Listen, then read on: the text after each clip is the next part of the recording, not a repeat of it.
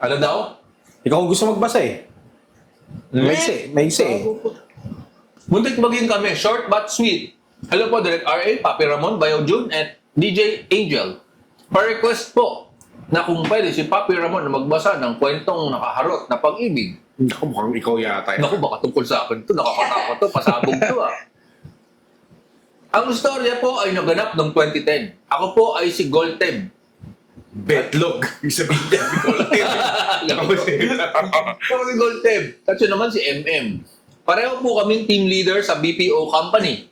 Same batch kami nung ma-promote. Kaya kami yung naging magkabagi sa trabaho. Same work schedule, same break time. At magkatabi ng base ang teams namin. Magkasabay kami ng Magkasabay kami ginagawa yung ginagama yung new roles, ginagamay. Magkasabay kami ng ginagamay yung new roles namin habang nagmamanage ng team with 15 agents. Married with one child, si MM. Pero separated na sila ng ex-husband niya ng 1 taon. Signal mom. Wala na din daw silang contact sa isa't isa. Ako naman ay binata at wala pong anak. Sa araw-araw na magkasabay kami ni MM, ay di maiwasan na maging close kami at nagkapalagayan ng loob. Yun yung simpleng hi and hello sa start ng shift at yung beso sa pisngi bago umuwi. Naging normal na parte ng buhay naming dalawa. Naging backup namin ang isa't isa sa daily responsibilities, lalo pa at medyo complicated ang hawak naming program. After a few months, mas lalo kaming naging close ni MM. Nagkaroon na ng panakaw na holding hands sa ilalim ng lamesa ng workstation. Wow. Yung mahigpit na yakapan pag nasa loob kaming dalawa ng elevator. Work husband. Mga pasimpleng himas sa braso at yapos sa baywang at yung beso sa pisngi tuwing uwian ay naging smack sa labi. Masaya kami sa ganong setup. Magkaibigan. Pro max, kumbaga. magkaibigan pa. Fully paid. Hanggang sa dumating ang isang araw na nanlamig si MM. Nawala yung hi and hello sa start ng shift namin. Wala na din yung mga nakaw na holding hands at nawala na din yung mga beso. Nawala na ang lahat. May 1 linggo siyang ganon hanggang sa kinausap ko na siya ng masinsinan. Tagtanong ako kung anong nangyari. Gusto ko lang malaman kung bakit siya nanlamig.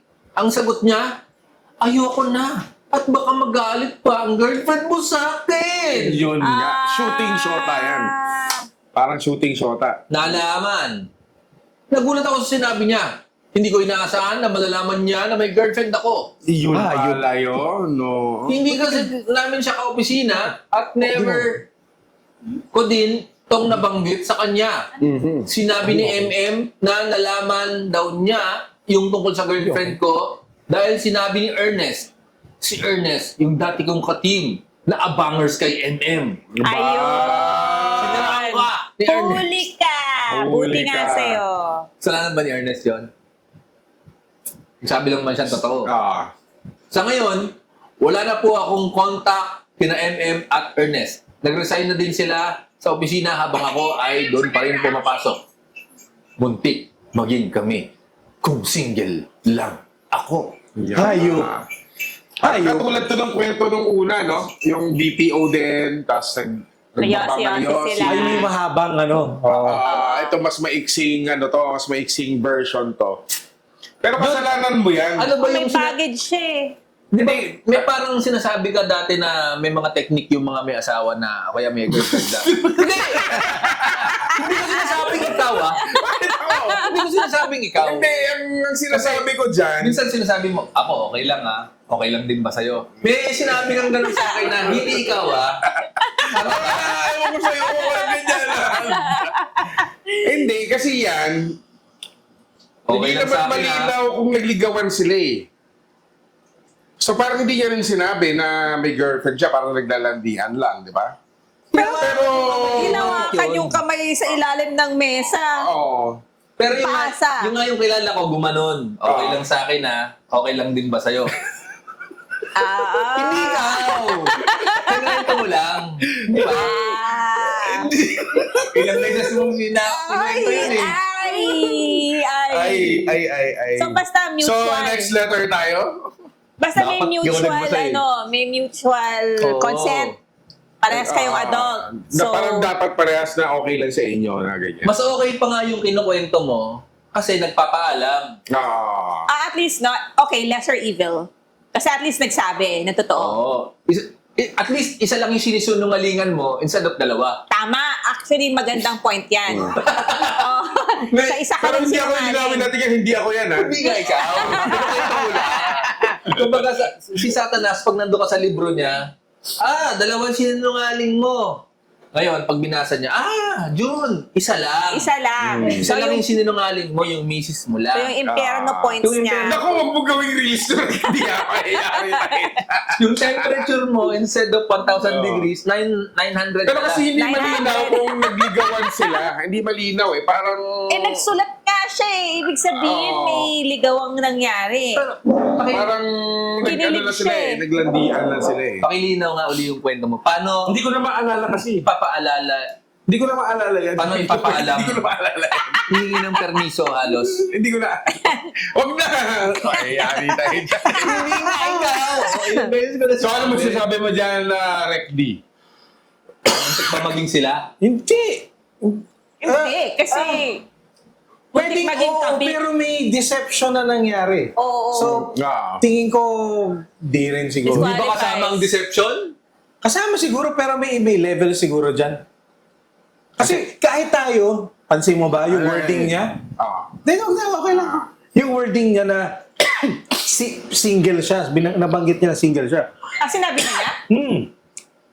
So, sinungaling talaga Kasi siya tao. sabi niya, yung si ate girl ay hiwalay sa asawa.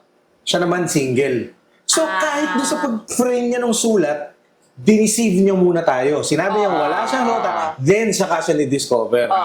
So sa sulat mismo, pati tayo, Pero sa huli namin din niya. oo nga, pinaikot din niya tayo sa maigsing sulat na yun, ha?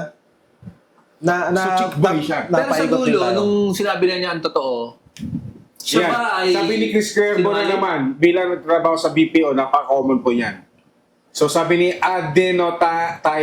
typos, kalandian lang pala. Ganda na mga gawa ng YouTube short, huling letter. Babalik tayo dun sa kanina. Huwag mo lang ibalik sa akin. Hindi na.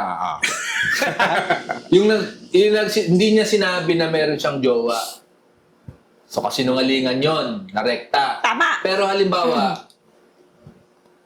naliligaw ako, tapos sinabi ko na, hindi, ako, mapagmahal. Pero sa totoo lang, pag tayo na, ala ka na dyan! Kasinungalingan ba yon? O panlilin lang ba Parehas yun? lang yun, di ba? Kaya nga. So, ano ang boundaries ng panlilin lang? Kasi, halimbawa, nanliligaw, uy, galante! Nung nanliligaw, panay libre. Tapos doon sa mga mahal. Yung may mga mahal na steak sa BGC. Yung mamu. Mamu ba yun? Mamu, meron sa Rockwell. Wolfgang. Wolfgang. Wolfgang. Wolfgang. Ligaw eh. Di ba? Nagliligaw. Wolfgang ka everyday. Sinagot mo ko. Hindi na kita nililibre. Tapos ako pa nagpapalibre sa'yo. Pa-Jollibee ka naman. Ganun. Naging ano na ako. Bang. Ano yun? Jerk. Anong tawag? Anong tawag sa nanghihingi ng Yossi kanina? Nagbabam. Nagbabam. Sa Tito Terms, buraot. Ganun. Uy, Yung ba ay kasinungalingan din tulad ng hindi pag-amin na ikaw ay... So baka naman naging komportable na lang. O nagbago. Baka naman hindi nagsinungaling pero nagbago. Lang ni-mislead. Nawala ng thrill. Baka naman nung una talagang genuine pwede. yun. Tapos Okay. later on wala ng So yun thrill. ang... Hindi siya sinungaling. Pwedeng... Hindi, nagbago lang ako. Nagbago lang Kasi siya. nakuha ko na eh. Chase is Oo. better than the catch. Parang politiko lang. Gano'n. Parang pangako ko. Lahat ng ano. Ayun, sinungaling talaga yun. Hindi, sasabihin, nagbago lang ako kasi hindi na ako eh. So, So nag-enjoy lang siya doon sa harutan nila. Oh. Pero yung harutan na yon Hindi, gusto ay pa nga niya na-discover kasi. Nahuli lang siya, kaya tumigil. Nahuli lang siya. Nahuli ng ahente. Kaya di na siya in-entertain na good move naman ni ate girl. Kasi Good move din nung ahente. good move rin ng ahente. Paano kung Ahente. may plano siyang kalasan si girl, ini-emp lang ni Ernest. Bawa, jowa kita. Ay, ikaw yung nilalandi ko. Hindi ko sinabing may jowa ako. Pero hinihiwalayan ko na yun. Hindi ko lang sinasabi ko kasi pasalimuot. Pero ikaw talaga yung gusto ko. Oh, Sa ngayon. totoo. Na totoo. Ngayon si Ernest, So ikaw yung ano, chumuchu agad. Walayan ko na to eh. Kaso lang, syempre, nawalan. Papadlilin lang pa rin yun, di ba? Oo. Hiwalayan mo muna. Wala. Or sabihin Ano ba mo. talaga?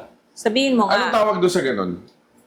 Yung hindi pa kayo naghihiwalay ay meron ka na agad para meron na agad backup dancer. Kumbaga, ano yan, advance rebound. Sumisafety. Safety. Oo. Advance rebound.